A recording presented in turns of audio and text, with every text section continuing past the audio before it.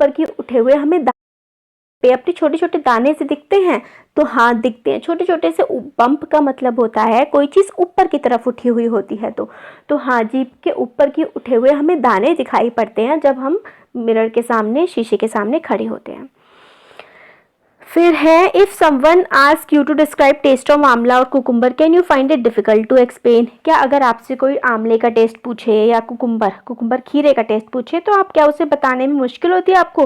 तो हाँ, मुश्किल इसलिए होती है क्योंकि आंवले का टेस्ट खट्टा, मीठा, कड़वा मिक्सचर होता है। कुकुम्बर का भी ऐसी होता है, कड़वा और हल्का सा मीठा मीठा, इसलिए मुश्किल होती है।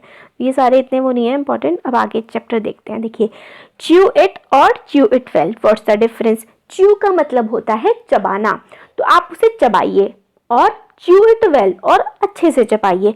इन दोनों चीज़ों में क्या अंतर होता है? अब देखिए, चबाने का मतलब होता है हम खाने को चबा चबा करके खाते हैं। हमसे कहा जाता है ना कि अच्छे से चबा करके खाना चाहिए।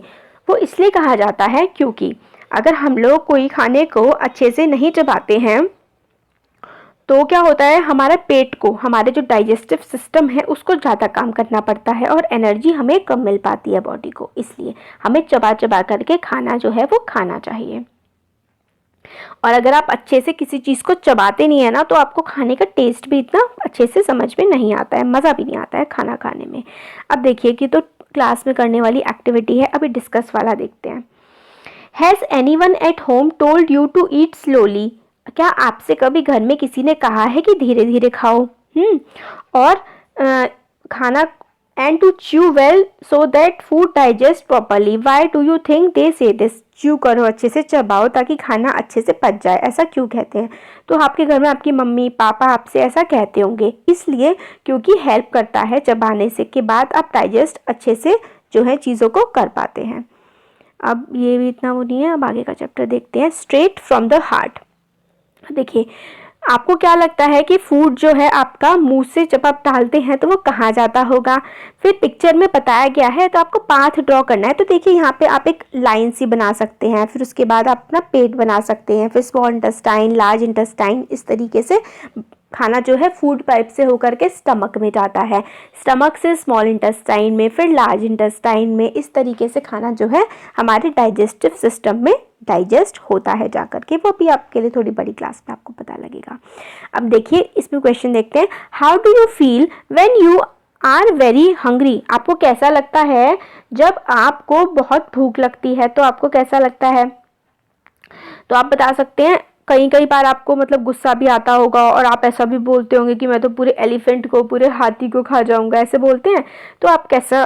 When I am hungry I feel strange sensation in my stomach, मतलब पेट में गुड़गुड़ होती है ना जब हमें भूख लगती है बहुत ज़्यादा। I am unable to focus on anything, और जब आपको भूख लगती है आपका ध्यान भी कहीं पर और नहीं लगता है।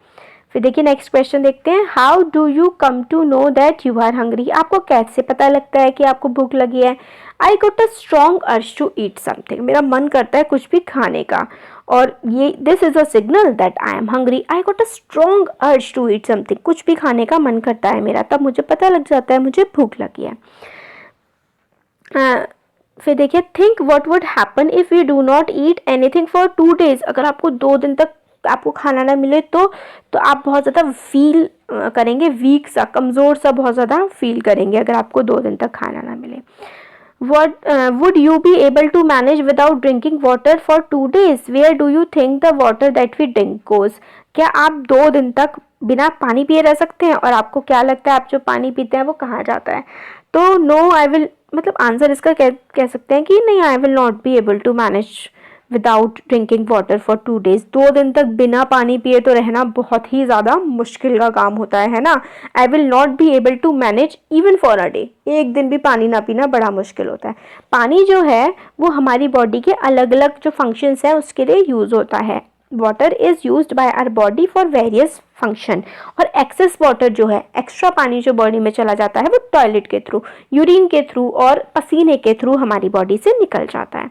और क्या क्या होता है आपके साथ जब आपको भूख लगती है? आपको हेडेक होता है, सर में दर्द होने लगता है, कुछ बच्चे एंग्री हो जाते हैं, गुस्सा हो जाते हैं, चिड़चिड़े हो जाते हैं, कुछ बच्चे टायर्ड हो जाते हैं, थके थके हो जाते हैं, कुछ बच्चे रोने लगते हैं, ये सब बच्चे करते हैं। अब देखिए, इसमें नीतू जो है वो काफ़ी ज़्यादा बीमार थी और उस